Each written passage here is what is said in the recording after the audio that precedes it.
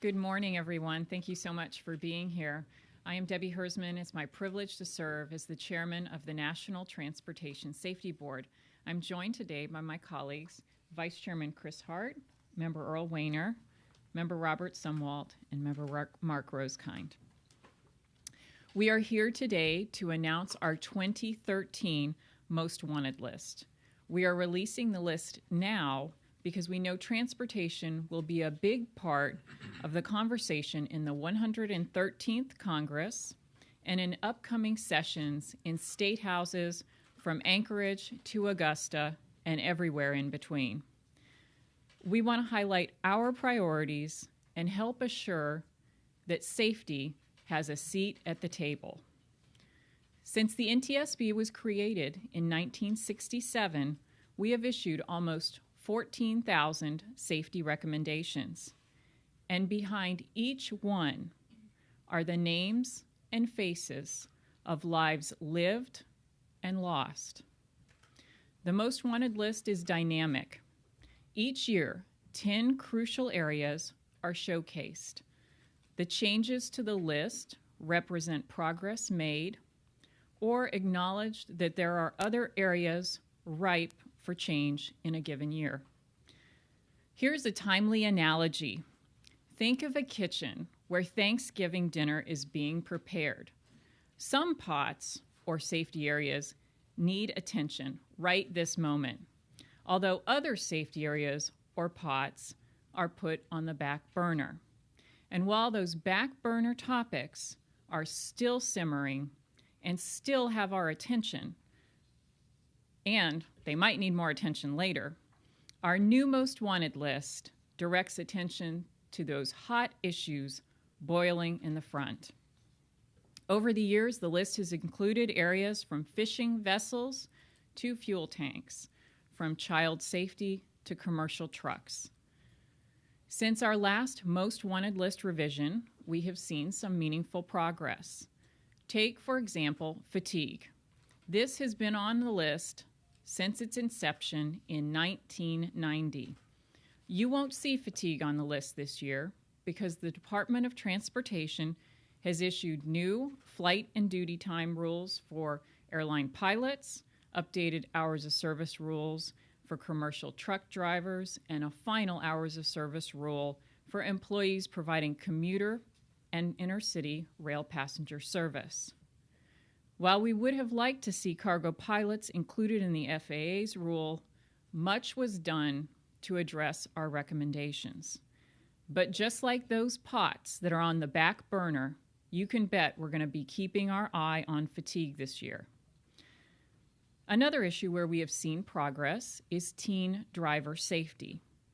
Today, thanks to the Most Wanted list and a host of advocacy efforts by some in this room, every state has enacted some form of a graduated driver license.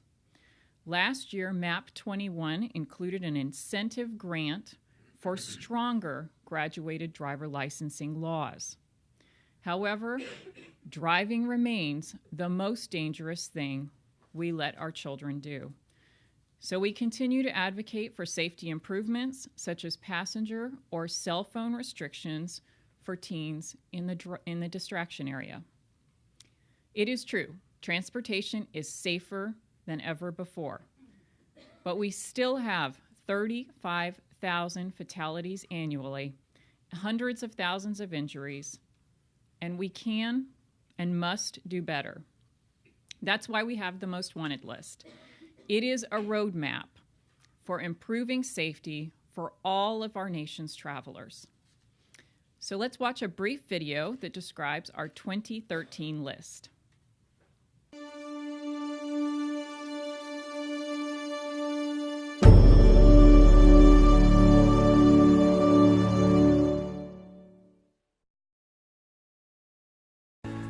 The National Transportation Safety Board is one of the world's foremost accident investigation agencies. Our job is to find out what causes transportation accidents and to recommend safety improvements to prevent future accidents. The board investigates accidents in all modes of transportation: aviation, highway, marine, pipeline, and rail. Established in 1967, the board is a small, independent federal agency with 5 board members who are nominated by the President and confirmed by the Senate. Each year, the NTSB issues its Most Wanted List. Started in 1990, the list is designed to generate increased public, government, and industry awareness and support for changes needed to reduce transportation accidents and save lives. In 2013, the NTSB will focus on the following 10 critical transportation safety issues. Improve safety of airport surface operations. Commercial aviation has made extraordinary strides in improving its safety record. However, an area where significant risk remains is on the airport surface. The NTSB continues to investigate runway overruns, wrong runway departures, and collisions between aircraft and ground equipment. Improve the safety of bus operations. Each year, buses carry more people than fly on U.S. airlines. And, like commercial aviation, when something terrible happens, the consequences can be catastrophic. In numerous NTSB investigations of bus crashes, there have been 3 recurring safety issues: fatigued drivers, marginal operators, and poor occupant protection. Eliminate distraction in transportation. In the last decade, NTSB investigations have seen an increase in accidents caused by distraction across all modes of transportation. Distraction's death toll is greatest on the highways, and the threat continues to grow as new handheld devices are introduced that have the potential to pull drivers' attention from the roadway. Improve fire safety in transportation. Fires can be especially dangerous when they start in unmonitored areas of aircraft, vehicles, or vessels. NTSB investigations have revealed shortcomings in how fire safety is addressed in airplanes, ships, and vehicles. Finding new and better ways to detect and fight such fires can save lives. Improve general aviation safety. Even with the strong safety record in commercial aviation, the general aviation, or GA, accident rate has plateaued and has been stubbornly resistant to safety initiatives. In 2011, there were more than 1,400 GA accidents that killed 444 people. Tragically, during its investigation of GA accidents, the NTSB continually sees similar circumstances and the same causes. Preserve the integrity of transportation infrastructure. The nation's transportation infrastructure includes 600,000 bridges, nearly 4 million miles of public roads, 2.6 million miles of oil and gas pipelines, nearly 140,000 miles of major railroads, more than 25,000 miles of commercially navigable waterways, and more than 3,000 public-use airports. Maintaining this critical infrastructure requires regular maintenance and, when necessary, repair or replacement. Enhance pipeline safety. Pipelines are pervasive and move gases and liquids throughout the nation, providing resources and energy to homes and businesses. Several recent NTSB investigations have revealed that aging pipe, poor safety practices, inadequate emergency response plans, as well as insufficient federal and state oversight have compromised pipeline safety. Implement positive train control systems. For decades, the NTSB has investigated rail collisions that could have been prevented by positive train control, or PTC, technology. In 2008, a Metrolink collision with a Union Pacific freight train in Chatsworth, California, resulted in 25 fatalities and dozens of serious injuries. The accident ignited a national debate about mandating PTC. Eliminate substance-impaired driving. A generation ago, the NTSB investigated the nation's deadliest impaired driving crash, which killed 27 and seriously injured dozens more. Since then, more than 300,000 Americans have perished at the hands of drivers impaired by drugs or alcohol. Much more must be done to address the senseless deaths of more than 10,000 people every year. Mandate motor vehicle collision avoidance technologies. Each year, motor vehicle crashes claim more than 30,000 lives, injure tens of thousands more, and cost billions of dollars in damages. Enhanced safety technologies, such as forward collision warning, adaptive cruise control, automatic braking, and electronic stability control, all have proven safety benefits to drivers of cars and commercial vehicles.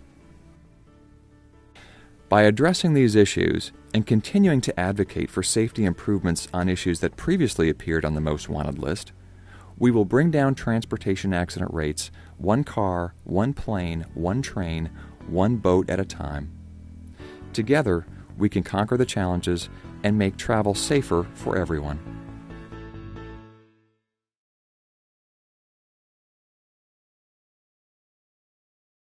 As you saw from the video, our Most Wanted list covers all transportation modes. There are 6 new issues on our list this year: distraction, fire safety, infrastructure integrity, pipeline safety, positive train control, and motor vehicle collision avoidance technologies. There were 6 issues that have been moved to the back burner, but we are still watching them. 2 issues that I mentioned already: fatigue and teen driving, but we've also moved motorcycle safety, pilot and air traffic controller professionalism, safety management systems, and vehicle recorders to the back burner. They're still important to us. We're still watching them. Each of our board members has 2 safety advocacy areas. I'll serve as a moderator this morning, and we are glad to take your questions.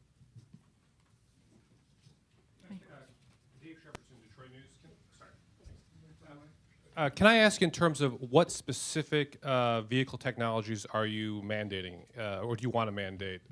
Is it all of them, forward collision, lane departure, and over what time frame do you want to see these technologies in vehicles? Dave, I'll let Member Sumwalt answer that question. It's his issue area. Thank you very much. We've got a number of recommendations that we have already issued as a result of accidents related to these areas of technology, and specifically, we're calling for our recommendations call for forward collision warning systems, lane departure warning systems, adaptive cruise controls, automatic braking, and electronic stability control systems, as well as tire pressure monitoring systems. These are recommendations that we have previously issued in response to automobile accidents or passenger vehicle accidents, as well as trucks and motor coaches. So just the last 2 are mandated. I mean, tire pressure systems and ESC are already required, right? That is correct, but only on passenger vehicles under 10,000 gross, 10,000 pounds. So you want those on all vehicles on the roads? That's correct. Okay. And then just one other question on the cell phone proposal. Last year you said that this only applied to portable devices, so if someone used an embedded cell phone like OnStar, that you're not calling for that to be banned. Has that changed? Are you still okay with people using cell phone devices that are embedded in the vehicle? Our Most Wanted list is based on our investigations and our recommendations. And so the issue areas that we've put on the list are supported by, as Member Sumwalt has mentioned, past investigations and recommendations. The recommendation that Dave's referring to is one that we issued last December, and it applied to portable devices. The recommendation was to all 50 states and the District of Columbia to ban the use of portable electronic devices behind the wheel for all drivers. We've made recommendations in the distraction area to mariners, to pilots, to locomotive engineers, to bus drivers, to truck drivers, and also to car drivers.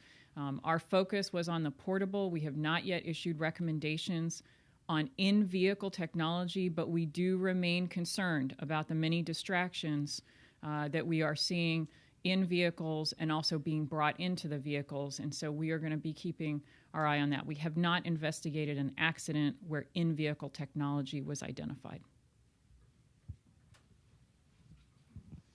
Hi, I'm Sandy Spavoni with NOISE, National Organizations for Youth Safety, and we thank you for what you've done on teen traffic safety, and the GDL laws that have been imposed in the states are greatly due to the impact that you've had on that.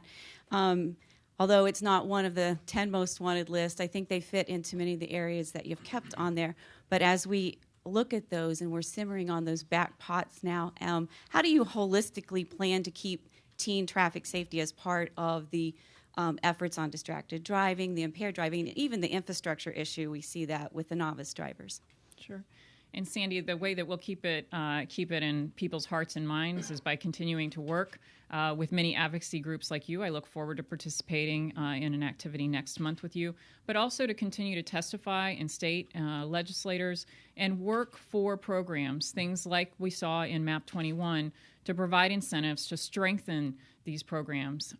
This is still a huge problem for us. We've done a great job driving fatalities down for our youngest children, but we are concerned still about our older drivers as far as our teen drivers. They still need a lot of support and a lot of help. We'll continue to work on this issue, and we look forward to working with you. Hi, Joan Lowy at AP.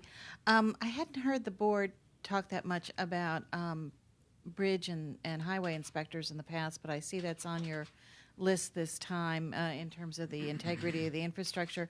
And I was wondering if somebody could tell me a little bit about what you see as the state of affairs right now and your efforts to try and get that changed, and if there hasn't been progress, why? Sure. I think the initial focus in this issue area really began several years ago with our investigation of the Minneapolis bridge collapse.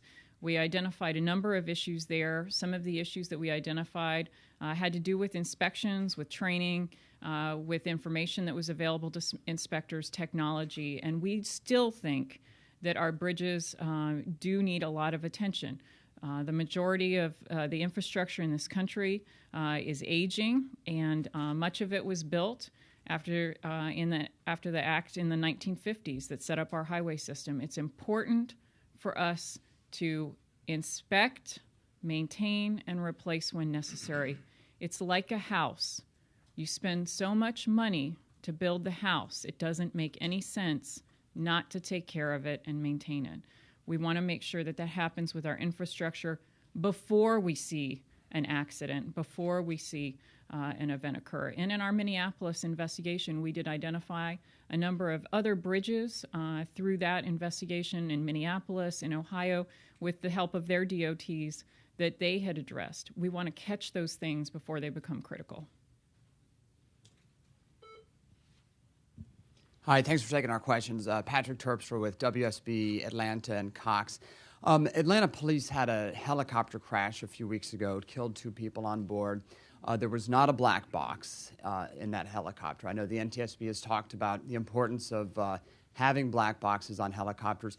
Can you talk to me a little bit about what the lack of that black box means for your crews on the ground as they investigate this crash, any challenges they're facing, and why this is something the NTSB has called for in the past? Thank you. Data is extremely critical for us to be able to conduct thorough investigations, and in the past we have been able to solve accidents because of the data that's been provided on flight data recorders, on cockpit voice recorders. And one of the things that we believe is that technology has advanced significantly. There are low-cost, lightweight recorders that can be held in your hand and can be installed post-manufacture on an aircraft. We have recommendations for both data recorders as well as video recorders.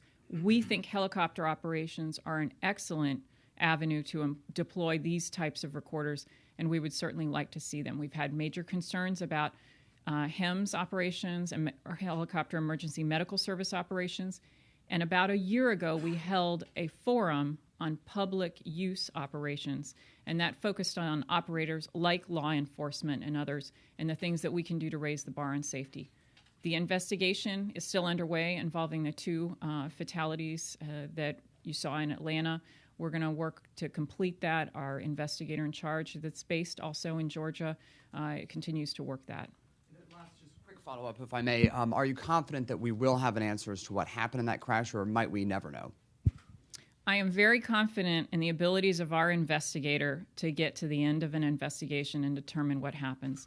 There are always circumstances where there may be challenges, but by and large, our team does a great job with the evidence that they have, the information that they're able to collect, the interviews that they conduct, and examining all of the information from maintenance to training records. They'll put together a comprehensive investigation, and I certainly expect that we'll have a probable cause determination. Warren Morningstar from the Aircraft Owners and Pilots Association. What specific recommendations does the board have to FAA and the industry to move GA safety off of the plateau?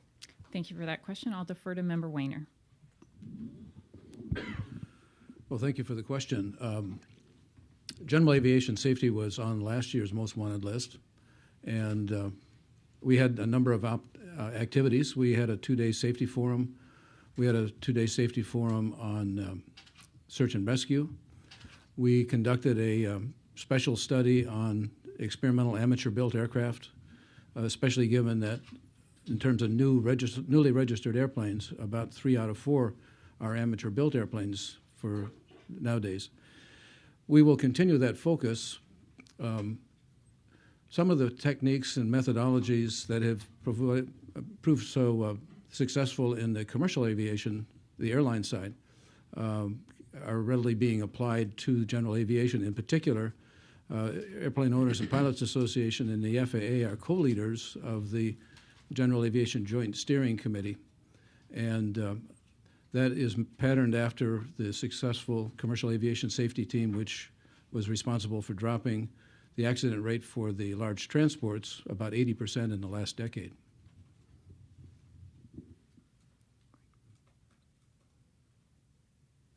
Any additional questions? I want to say thank you so much to our staff who've worked so hard on this. Our team that has put together the list, worked with the board members, put together our video, and has readying our website for prime time on our new issues list. And I want to say thank you so much to all of you all. Many of you are our recipients, our recommendation recipients. Many of you all are actually the ones who get it done. And so thank you all for being here with us. And to our partners in advocacy, we look forward, all 5 of us look forward to working with you in the coming year to advance the issues that are on our top 10 list, but also the other things that you all care about. Thank you very much.